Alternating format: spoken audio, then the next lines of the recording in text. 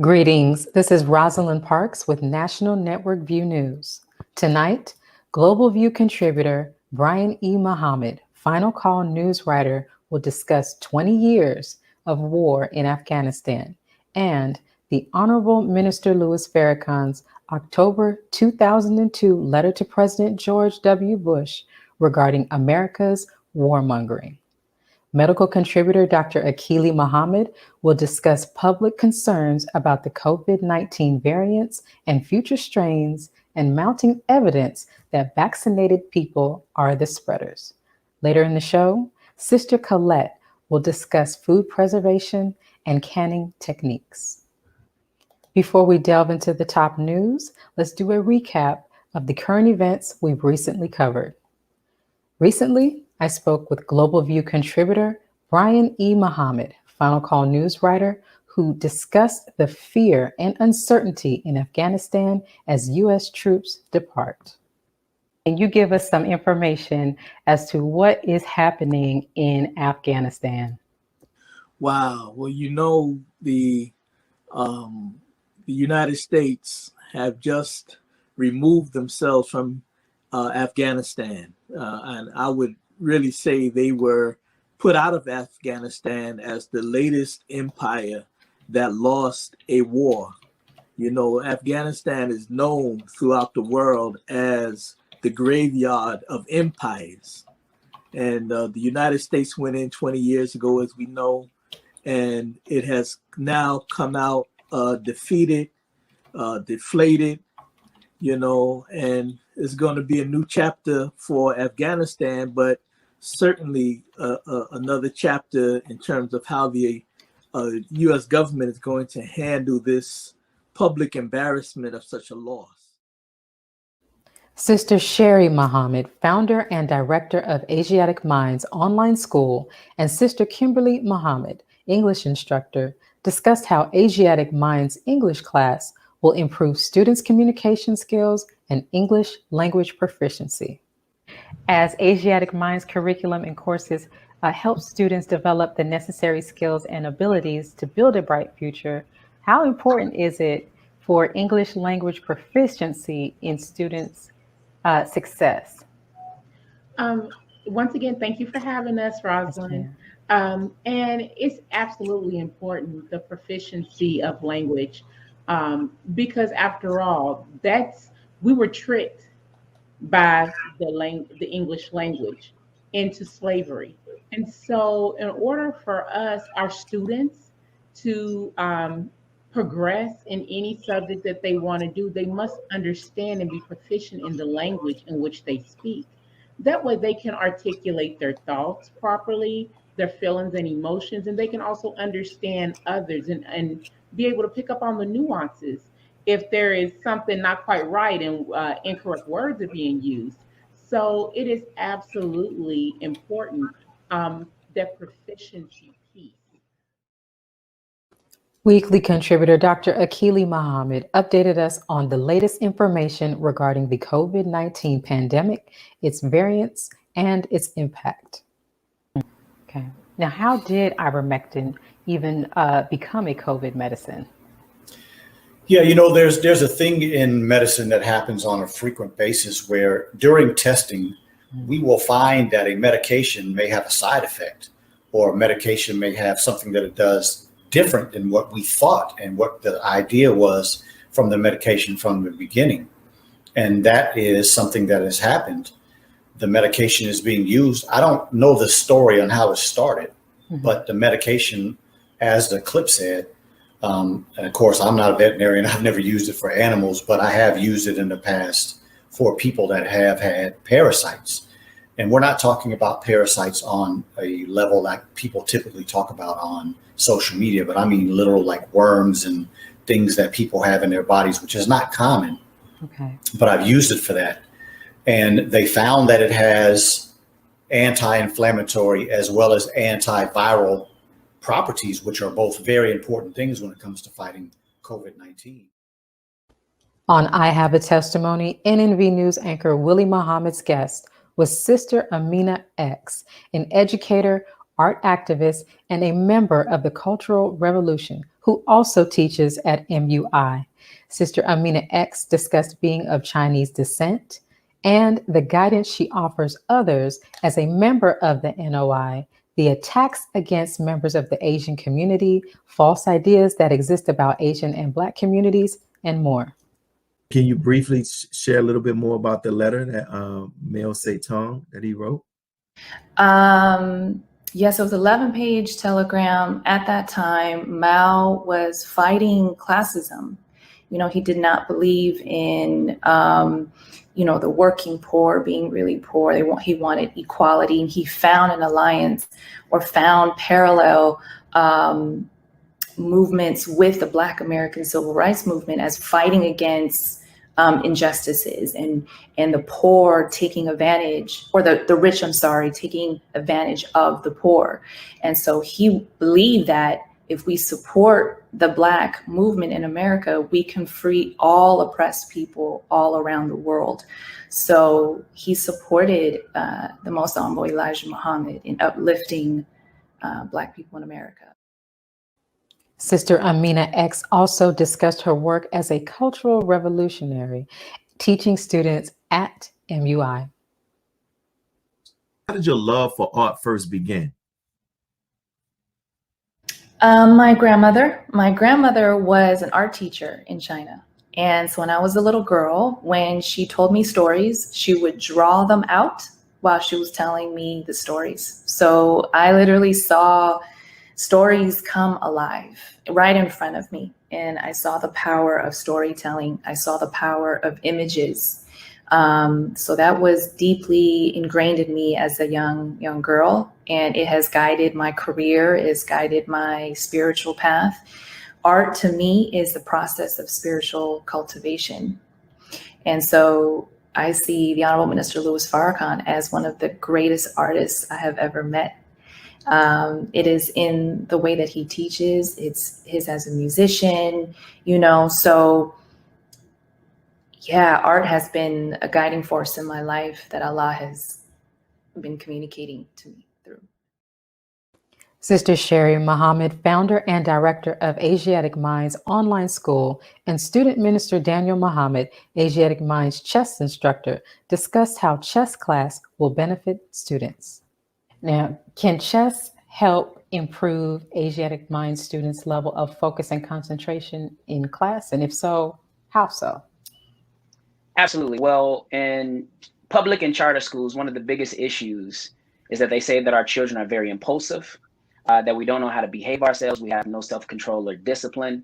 And all of those features are answered by our study of the game of chess. Chess teaches you several things. Number one, the discipline, right? Because you're not going to be good, you're not going to win if you can't exercise discipline. It also teaches you how to control your impulses. Impulsive chess players are always penalized. We love them. They're easy to defeat. So it teaches you how to control those things. And most importantly, what chess teaches is to look ahead and start planning in advance. And that's one of the things that I think the students will not just carry through their chess career or through their schooling career, but it's going to carry over into their adult life as well. Weekly contributor Dr. Akili Muhammad discussed the spread of COVID-19 and its variants and the impact around the world, the FDA's decision to fully authorize Pfizer's COVID-19 vaccine, and the vaccine mandates. There has been some new information that has come out within the last week or so. One of the hot button words is recombination. Can you explain to us what that is? Yes, ma'am. Let me first just read the definition for everybody, because I think it will help with the explanation. So the definition is the process of recombining things. And then the one that's more relative to the medical field is the rearrangement of genetic material, especially by crossing over in chromosomes or by the artificial joining of segments of DNA from different organisms. Wow. And so just to wrap it up, it would be intervention of people. It's not a normal process. So anytime you see something that says recombinant, that means some scientists went into a laboratory and started to co-join things that aren't naturally co-joined. And so that's what the word genetically modified can mean. And other words in medicine that are indicative of the fact that there's been some human intervention and it's not a natural process. On our I Have a Testimony show, NNV News anchor Willie Muhammad's guest was Sister Wazira Muhammad, project manager and interior decorator, who is helping to beautify the New Orleans mosque after Hurricane Katrina. Sister Wazira discussed working in Atlanta along with the Southern Regional Minister, Brother Abdul Sharif Muhammad, with the 10,000 Fearless, modeling for the Modest clothing line, and receiving her holy name. I was told that you played a part in the decoration and the decor of that special day, because I know there was a wedding later on, but when you see the videos, it's just heavenly, right? When we talk about heaven, I would imagine if that was some real place outside of the planet Earth, it would look something like that. Can you talk about that experience? Yes. Sister BJ, Sister Betsy Jean Farrakhan, was like the director that day. I forget the official title. And then Sister Maria, of course, I'm on a team with Sister Maria Farrakhan. And the minister actually had a vision before, like, all the background scenes of, you know, of what he saw. And so we were able to be a part of bringing that vision into reality. And you could actually, before the criterion started, you could feel the spirit in the garden. Like, it felt like we were standing on holy ground. Let's pause for announcements from our sponsors. Coming up, Global View contributor Brian E. Muhammad, Final Call news writer, will discuss 20 years of war in Afghanistan and the Honorable Minister Louis Farrakhan's October 2002 letter to President George W. Bush. We'll be right back. Be a part of the force that powers truth in journalism. Your support helps us to highlight solutions for a brighter tomorrow. Go to nnvnews.com/donate. Asiatic Minds, online education, helping our children to discover their God-given skills, gifts, talents, and passion that will allow them to see their greatness, as well as the greatness of our people, and upon discovering that greatness, infusing them with the desire to use it for the betterment of themselves, their families, our people, and the world. Call now, 502-219-4848. This is Sister Sajda Muhammad. We are proud to announce that the Sajda House commemorative Elijah coins are finally here. This priceless heirloom, made from recycled copper from the messenger's home, is now available at sajdahouse.com. The hashtag Bank Black social media campaign made strides not only in revolutionizing how we bank, but also how we think. The movement inspired thousands of African Americans across the country to transfer or deposit millions of dollars into Black-owned banks. These are banks that will invest in urban communities, employ African Americans, support Black businesses, and inspire Black home ownership. This is a very proud moment for our culture as we are taking small, but significant, steps towards building Black power through Black wealth. Thank you for tuning in to NNV News. Please share your thoughts with us in the comments section below. Follow us on social media at NNV News, and please subscribe to our YouTube channel, National Network View. This is Clifton Muhammad with nnvnews.com.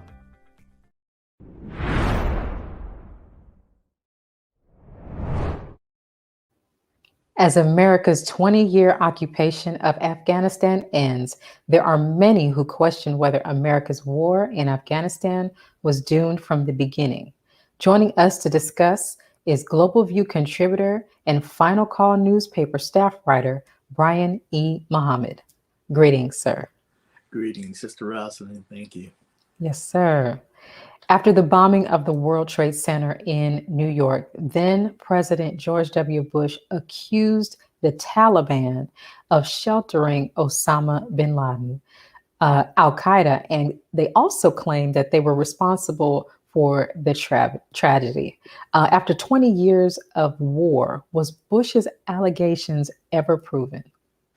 Well, you know, yeah, they accused Osama bin Laden and Al Qaeda, and yes, they did accuse the Taliban of sheltering Osama bin Laden, you know, against being held accountable for this accusation for 9/11, and they used that as a pretext, you know, as a false flag, in fact, to go into Afghanistan and go to war in Afghanistan, and to use this as a pretext for this so-called war on terror that they have used as an excuse over the last 20 years or so to go to war there as well as elsewhere.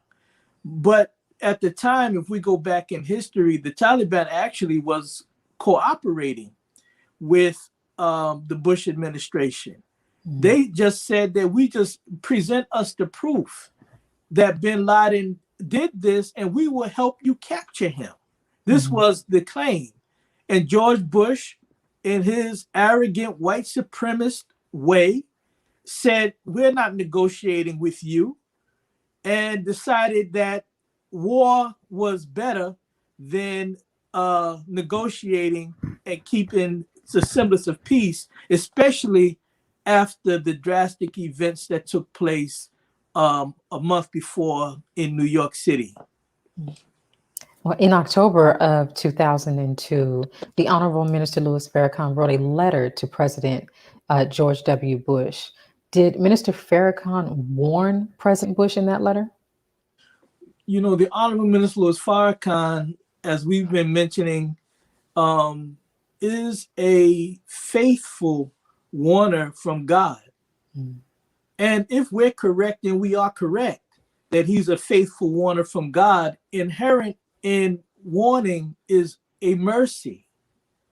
And the minister, in his October letter, which you can find on NOI.org, just go to the statements and look for it. He was saying to the president that this war is not the way to go, that you will trigger another situation.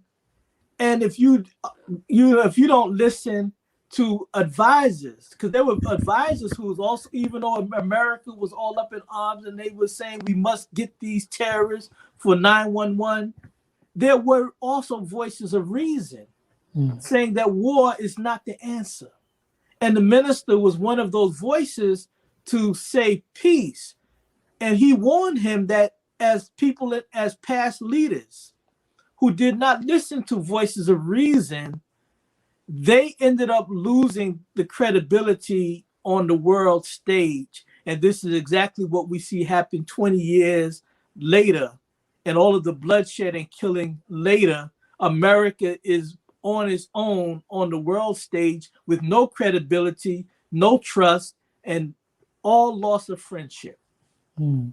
Was America's war in Afghanistan doomed from the beginning? I know you just mentioned that the president had advisors in addition to the Honorable Minister Louis Farrakhan warning him not to go to war in the first place. So do you think this war was doomed from the beginning, from the start?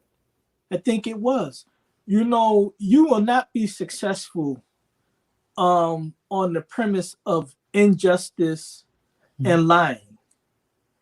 It was emotional response, again, to the tragic events of 9/11, to see 3,000 people die in an act that they claim was an act of terrorism, you know?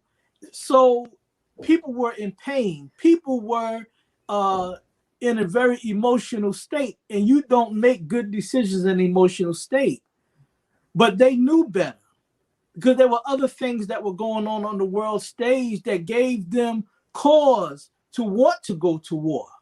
Okay. They used 9/11 and manipulated the pain of the American people to justify going to war,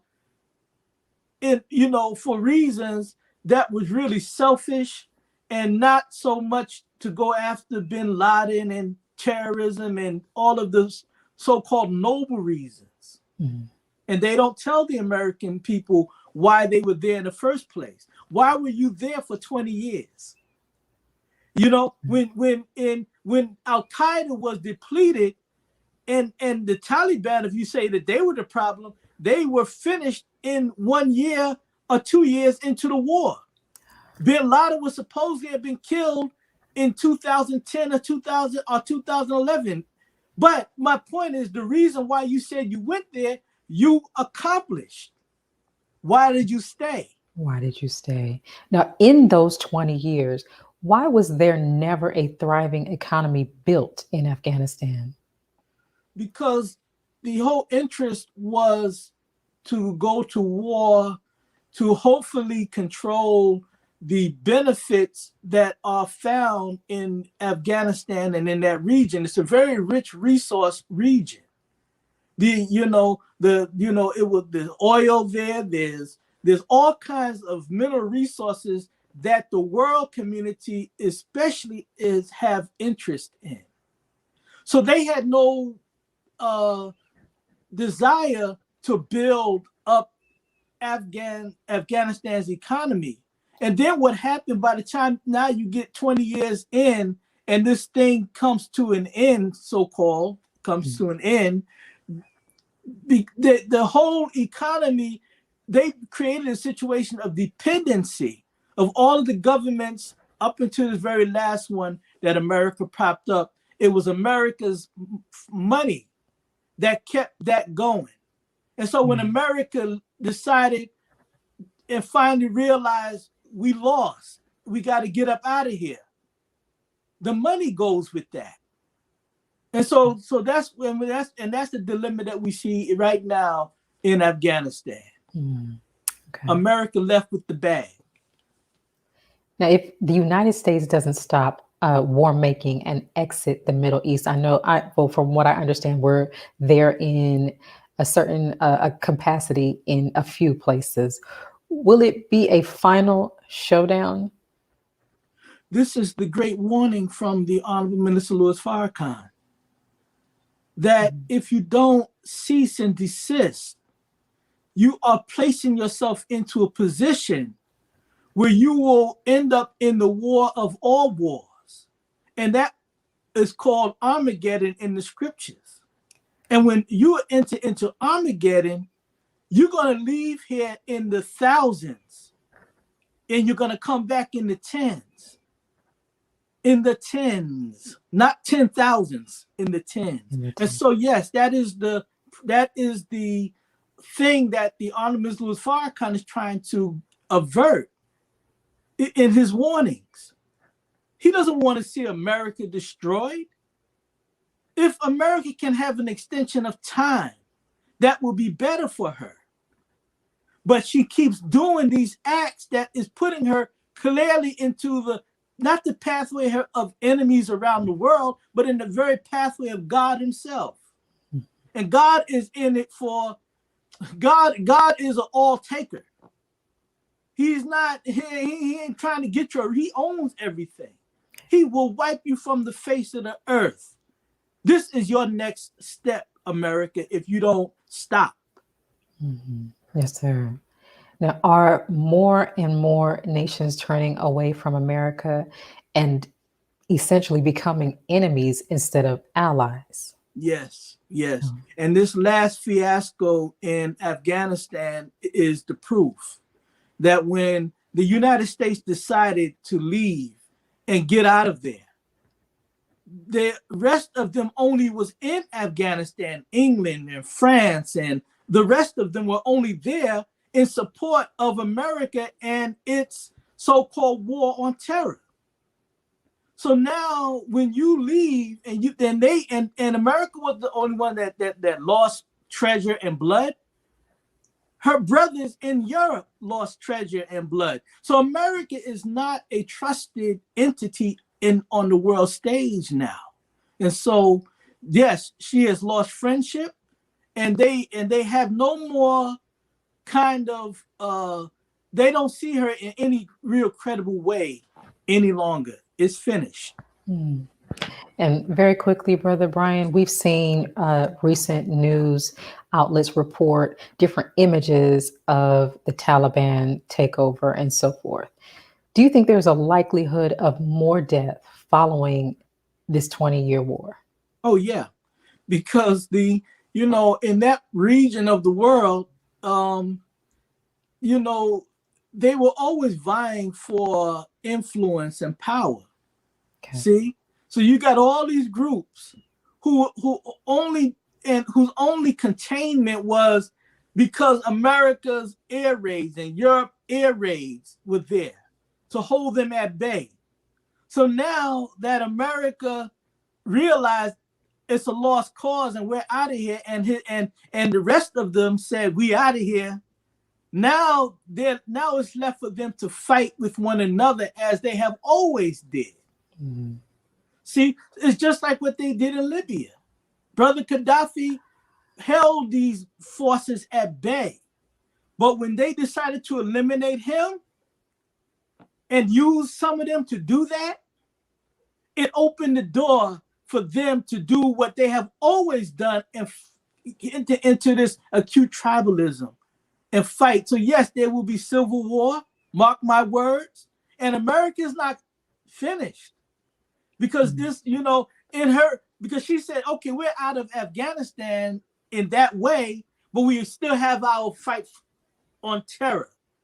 So we're going to still go after terrorists, like the ones who bombed and killed 13 servicemen before America, as America was leaving. Yes. So that would be her pretext to go back in militarily.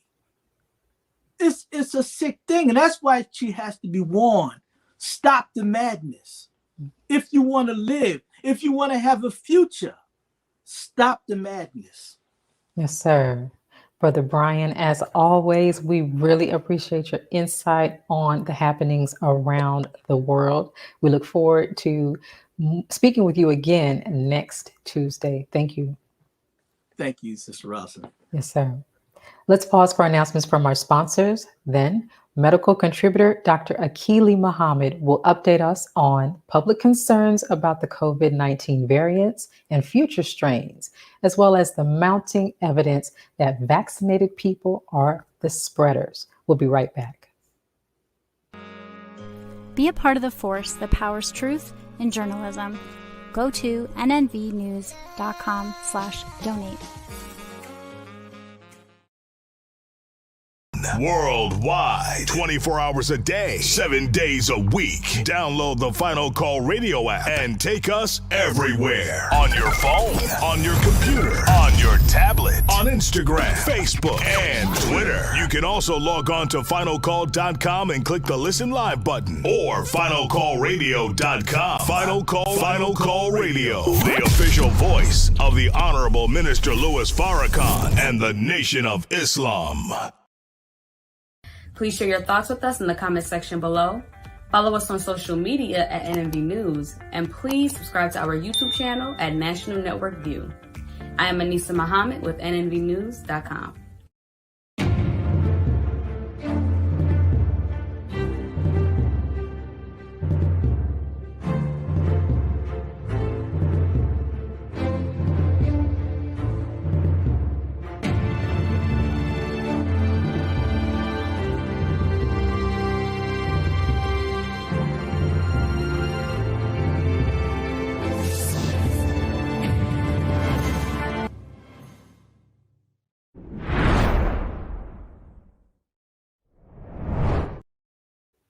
Amid public concerns about the various COVID-19 variants and future strains, there's mounting evidence that vaccinated people are the majority spreaders.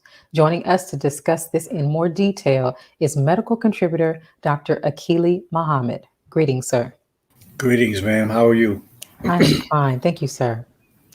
Dr. Akili, what are your thoughts about the new strain, the Mu strain of the coronavirus?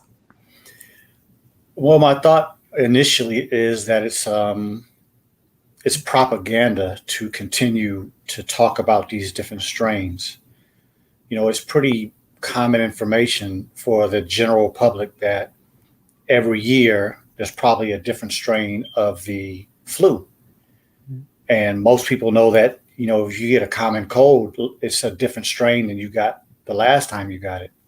And so we're talking about the same reality with the coronavirus. It's going to continue to mutate. It's just going to be something that's going to happen on a regular basis, mainly because the Honorable Minister Louis Farrakhan in his monumental address, July 4th, 2020, spoke that there would be mutations that we wouldn't be able to keep up with. And then in addition to that, that's generally what happens with viruses. So I think that it is propaganda to keep people in fear, because we seem to be continuing to get information that these strains are getting worse. Well, the reality is that what you are doing to protect yourself, and if you've already been infected, you are doing the things that you need to do, or your body has gone through the ability to produce antibodies that will protect you in the future. So I think people should continue to focus on what it is they need to do and not focus on so much of the information that's coming about the strains. Now, should the public be worried about this and the future strains at all? Well, like I say, if anybody has been infected, and, to me, I think it's very difficult for anybody in the world, again, as I said before, unless you live in very remote places. If you live in any type of congested urban area, you probably have been exposed to it. Okay. And so if you have been sick from the coronavirus, any of the strains, any of the mutations, or if you have been exposed and your body fought it off, you are very well protected. And it's been shown in many parts of the world that a person who has been infected has much better antibody and much better protection than any vaccine. And we're talking about all the different vaccines around the world. They are not comparing to your natural immunity. So we have to go back to believing in God, understanding that our immune system came from God.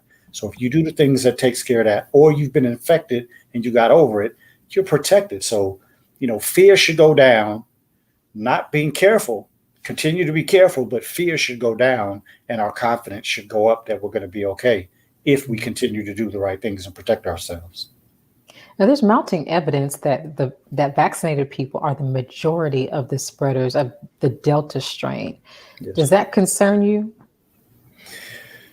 It concerns me, yes, because of this whole idea that people want to get back to normal.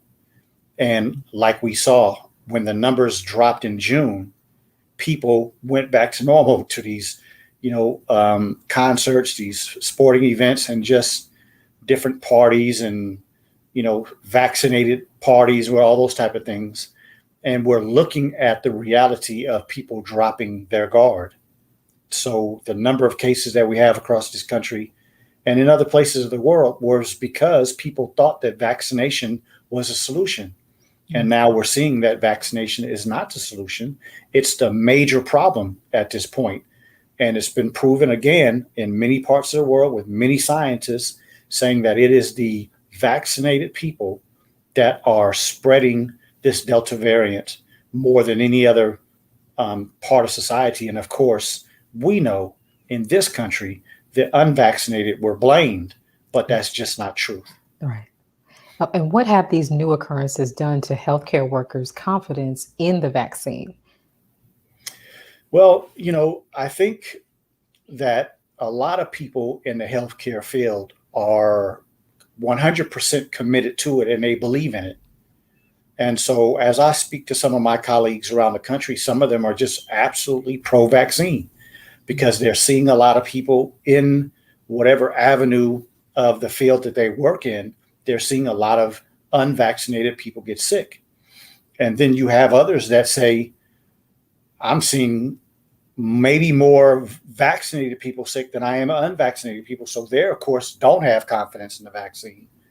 And of course, some of the people that I'm talking to are seeing strange cases and things that they don't know what to do with. And the community and their hospitals or their environments don't know what to do with. And so they are against the vaccine. So I think, time will tell, but I believe it's going to come to a place where most healthcare workers will either not want to get it, which is there's still a large percentage of them that don't. And many that are pro-vaccine, they're going to see some things that are going to change their mind. And I think that's coming pretty soon. Right. And speaking of that, we're noticing that more and more information is coming out daily about the vaccines needing a booster. So, Yes. what is the overall effect of the lack of performance from these vaccines by themselves or against these new variants that are coming out? Yeah, well, I think if we go back to some of the science of the beginning of this whole pandemic, when they were talking about these new vaccines, the fact that this vaccine is only interested, and I shouldn't say only, I'm talking about the vaccines all over the world. The majority of them are similar technology. They're working to try to make the body react to the spike protein. The difference in the immune system that God has given us is that we destroy the entire viral plasmid. And if we get infected and it becomes a virus, we destroy the entire virus. And we know the immune system knows every solitary aspect of that. And so because these vaccines are taking a specific aspect of it and presenting that to the body, the vaccinated person is not going to be able to figure out the next mutation or the next strain because it only has one aspect of it. And so a natural immune system is better prepared. And so when we're talking about not only in the next few months, but we're talking about years to come because of what we are already seeing with these mutations, the vaccinated person is not prepared because the body is not being prepared like some of the former vaccines are supposedly supposed to do. It's not being prepared to look at the entire virus. And if you looked at the entire virus, then you'll be able to recognize when they change a little bit because you still have an understanding of the basis of it. Mm-hmm. And so because these vaccines aren't coming from that perspective of the entire virus, it's going to be troublesome for vaccinated people, and they're going to not be protected in the future like they thought they were when these vaccines first came out. Right. So, Dr. Akili, we're looking at first doses, second doses, and now booster shots with fall right upon us, coming to us quickly. Yes. Has the coronavirus essentially replaced the flu? Some people are saying that. There are scientists out there saying that the coronavirus has replaced the flu. And then there are people that are saying because of the fact that people were trying to protect themselves more during the cold months of this last year, that is the reason. I only believe it will be time that will tell. It really comes down to how many people continue to get tested, because there are people that I know of personally that have had cold symptoms or have had the flu symptoms, got tested, and it didn't come back positive with a coronavirus test. Now, we do know that there are a lot of false positives and false negatives, so I don't know how much we can completely rely on this information. But I don't believe that just because coronavirus is the majority thing right now, that all of these other viruses that we've been dealing with all of our lives have just completely gone away. I just don't believe that. I believe that we have a lot of misinformation and disinformation. And so like the news that I read today about somebody in Israel talking about the fact that people are going to need a fourth booster. They're talking about people in Israel are going to need a fourth booster before the cold season comes. I think that's what we're going to start seeing, more and more push of more and more vaccines. And it's going to cause a serious divide. But I think the real problem I see coming is people seeing that the vaccine is not what they thought it was going to be. And I think it's going to cause some vitriol, not only in this country, but many countries around the world. No, thank you, Dr. Akili. And finally, what is going on with the Ultimate Wellness Group? Yes, ma'am. Well, today we'll be discussing these very topics with an ICU nurse and a family physician. The ICU nurse has traveled all around this country during this pandemic, and now currently she works in Arkansas. And the physician is from Baton Rouge. So they'll be talking about their specific, experiences with this Delta variant, what they're seeing, how things are working in their area of the country, so that we, again, can look at some of the differences And of course, I'll be expressing some things I heard from some friends that are in the medical field as well. And we'll just be talking about what we need to do going forward, how to protect ourselves, how to stay confident, and not let the overall negativity of this pandemic wear us down and make us weary so that we'll give into some of the wrong things like stress or giving in to taking this vaccine. So that's what we'll be discussing tonight on blackstream.live/TUWG. Join us if you will. Yes, sir. Thank you, Dr. Akili, again for your insight. And we look forward to speaking with you again next week. Yes, ma'am. Thank you. Yes, sir. Let's pause for announcements from our sponsors. When we return, Sister Collette Muhammad will discuss food preservation and canning techniques. We'll be right back. Be a part of the force that powers truth in journalism. Your support helps to combat false media. Cash App NNV News. Asiatic Minds, online education, helping our children to discover their God-given skills, gifts, talents, and passion that will allow them to see their greatness as well as the greatness of our people. And upon discovering that greatness, infusing them with the desire to use it for the betterment of themselves, their families, our people, and the world. Classes begin September 1st. To enroll, visit AsiaticMinds.com. This is Sister Sajda Muhammad. We are proud to announce that the Sajda House commemorative Elijah coins are finally here. This priceless heirloom, made from recycled copper from the messenger's home, is now available at sajdahouse.com. Greetings from National Network View. This week's Final Call cover story headline reads, "Separate and Be Saved. America's race problems and deadly race interactions are growing worse. It is time we leave the children of our former slave masters and 400-year-old tormentors. Separation from whites is the only and best solution to this problem, a serious problem that is rooted in prophecy."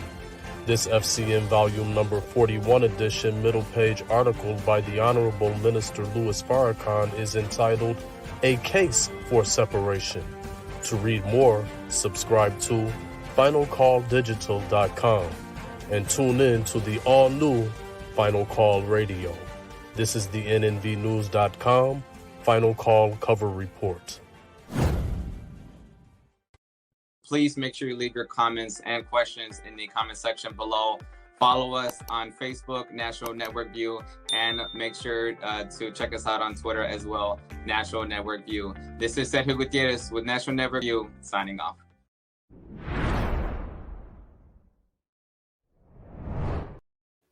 Sister Collette is on a mission to teach the skill of canning your own foods to ensure long-term food preservation for you, your family, and your community. Her classes aim to remove all fear and anxiety you may have about starting your own canning journey by welcoming you into her kitchen and virtually coming into yours.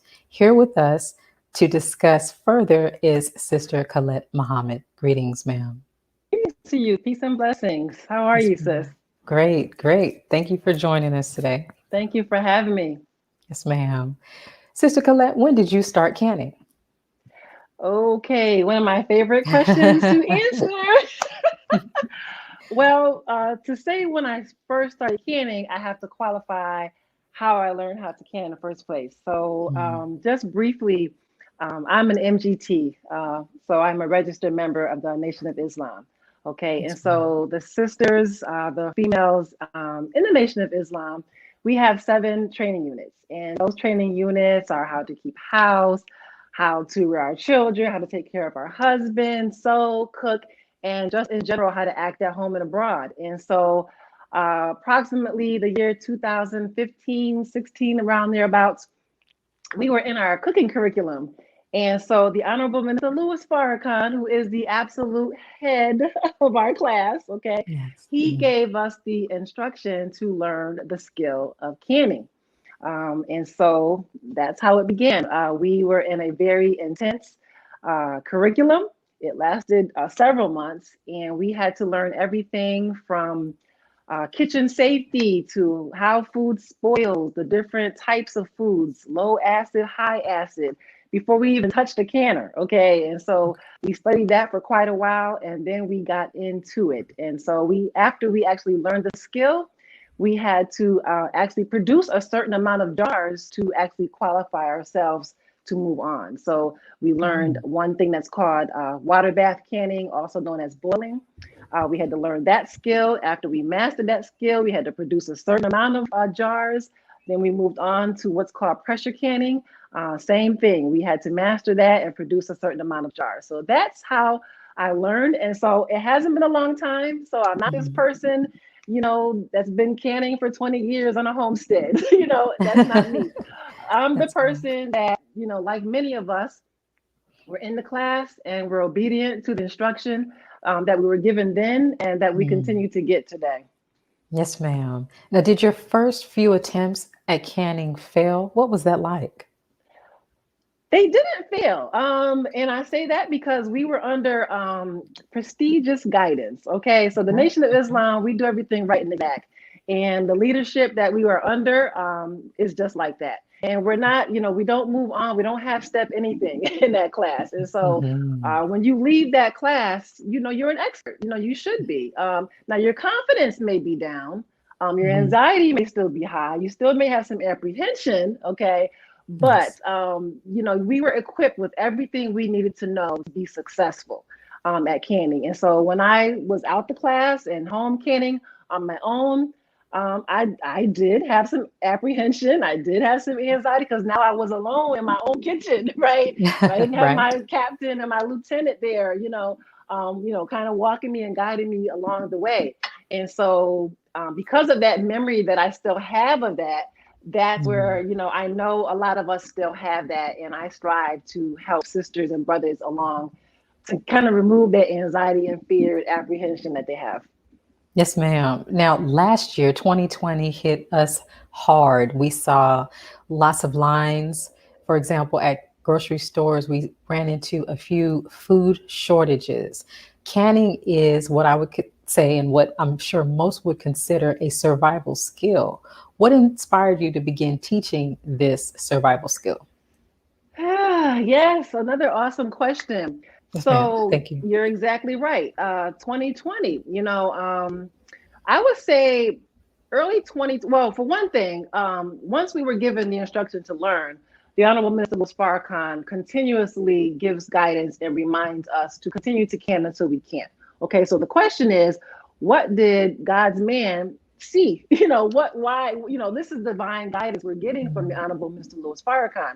So that's where it starts, right? And so when you're under that obedience, you have to, find yourself like, why does he keep telling us to do this? And so, like you said, 2020 came and things were starting to creep up, and we were constantly getting hit even harder. Even to this day, we constantly get a weekly reminder from the minister to continue to can until you can't. And those days are coming that we can't. And so in 2020, when things started to kick off, I started to pick up my speed in canning. Like, okay, let me really get this canning thing going. And it was starting to bother me, constantly getting that reminder from the minister. And then you realize, did I can this week? Did I can last week? And you realize you're not being obedient. So that's a problem. And so you get to a point where you realize, it starts to, weigh on you like, okay, I'm not being obedient, And so that's when I started to pick up my speed. And then as these current events start to kick in, I realized, okay, this is real, and so that's when I said, I got to reach the masses of the people and try to get our people up to speed of what's going on and how they can preserve food in their homes using the canning method. Yes. Now, for those of us who are very, very new to this, can you explain a little bit in not too much detail, but a little bit about canning food? How long does canned food last? And does the length of time vary between different types of foods? Good question again. So simply put, what canning is, So I have a couple jars here. So you hear the word jarring and canning. They mean the same exact thing. Okay, so don't let that confuse anybody. So like here's some carrots, here's some green beans. Okay, I got a few things here, but simply put, canning is putting food in a jar, okay, putting the lid on it, placing it into a heated environment that gets to a certain temperature for a certain amount of time, okay, depending on what that food is, then removing it from that canner, allowing it to cool and create a seal, a non-removable seal, unless you use like a can opener. So that's how the process works, okay? So after that has happened and you test your lids and you know that everything is, sealed on there tight, you store this away in a like cool, dark place or what have you. And this will last you for a year and beyond, okay? And so when I say a year and beyond, the first year is when the food is at its best quality, okay? So you do want to, check your food, move it forward. When you get to that year mark, you might want to consider eating it. If you're stocked up, if you're not stocked up, you might want to wait till you get your stock back up. But, after that first year, what could possibly happen is that your food may begin to, the color may begin to fade, texture might start to break down, and nutritional value will begin to decline. But it does not mean that all of a sudden bacteria jump inside the jar. No, that's not what happens. It just means that it's at its best in the first year. Right. Okay. With canning, the picture that I have in my head is if you go, for example, to the supermarket and buy a jar of, spaghetti sauce. When you open the lid, there's a little pop that occurs when you open that. Is that essentially what you're doing at home? That is correct. So you're going to break that seal. So you create a vacuum seal during that canning process. And then when you're able to eat it and you actually open it, you will hear that pop. You will hear that pop. Okay. Now, do certain foods can best or better than others? I would say not.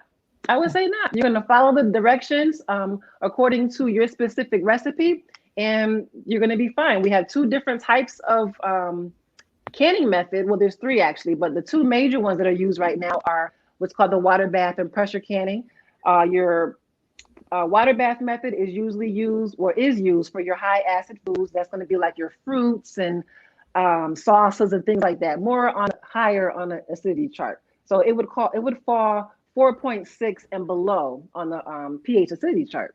And so your low acid foods would be things like your vegetables, carrots, green beans, your meats, and like your navy beans, any type of lentil. All right. And so they fall on the pH scale from 4.6 and above. Okay. And so that's a scale that you use to determine what type of method you would use to can, but they both work. They both work well. They both work well. Now, you did say that there aren't really any foods that can best or can better than others. Are there foods that cannot or should not be canned? Now that's okay. So yeah, there you go. So I would refer someone with that question to the National Center for Home Food and Preservation, and they have some great guidance on there on what foods should not be preserved that way. But things like, I would say, they say, no milk, things like that, or like rice, things that are going to be very, very low on the acidity chart, where it would not be safe to home preserve them. Now, we buy these things in the store, but we're talking about home food preservation. But if you visit that website, they're definitely going to give you the breakdowns of what foods to stay away from and what foods are safe to do that. In any canning book that you purchase, any official canning book is going to have all official recipes in there, so you'll be safe. Yes, ma'am. And Sister Collette, a couple of questions. When is your next class? How can our viewers sign up, and how can you be reached? Okay, so I just completed a free masterclass last week and 2 weeks before that. So my goal is to offer the free masterclass at least twice a month, probably about twice a month, okay? And that's free. And so in that class, I usually cover the basics of canning, what canning is, the different types of canning, different types of food, all the many, many benefits of canning. And that's what you'll get in that. It'll kind of just give you, an idea of what canning is for those of us who just have no idea. And I think it's a good start for people like that. And then after that class, if you're ready, I offer a variety of virtual classes online. So if you visit my website at www.canningwithcollette.com, you can choose what type of class you want to take. I have high acid foods on there. I have a class for salsa. I think that one is coming up on the 11th, I believe. Yeah, I believe so. This Saturday, I have a salsa class coming up, virtual salsa class. I have a strawberry jelly class coming up. I have a grape jelly class coming up. I also offer the complete pressure canning course, and that's like a 3 to 4 day virtual class. So we meet several times because it's a bit more intense, that type of class. And so that's on there for someone who's really wants to start, making like your vegetables and your bean soups and things like that. It's a more foundational class. It's really going to get you the food that you need for survival. And I also have on there a introduction to canning that you can actually purchase. So if you can't make the free class for whatever reason, you can actually purchase it. And the same stuff is on there. What canning is, what types of cannings are there, what are the benefits, what equipment do I need to get started? You can purchase that as well on the same website. Yes, ma'am. And can we get that website one more time? Yes, let me slow down. No, I'm talking fast. You're fine. It's www.canningwithcollette, your sister by nature, Sister Collette. And Sister Collette, you're also on Instagram, which is where I saw you and found out about your class. Can you give us your Instagram handle as well? Yes, I can be found on Instagram, and that is my main page that I use for promoting and educating. So it's at Sister Collette on Instagram. It's Sister Collette Muhammad on Facebook. Sis Collette on TikTok, but I don't know what I'm doing over there. And I have a new YouTube channel that has a few videos uploaded, and the channel is Sister Collette.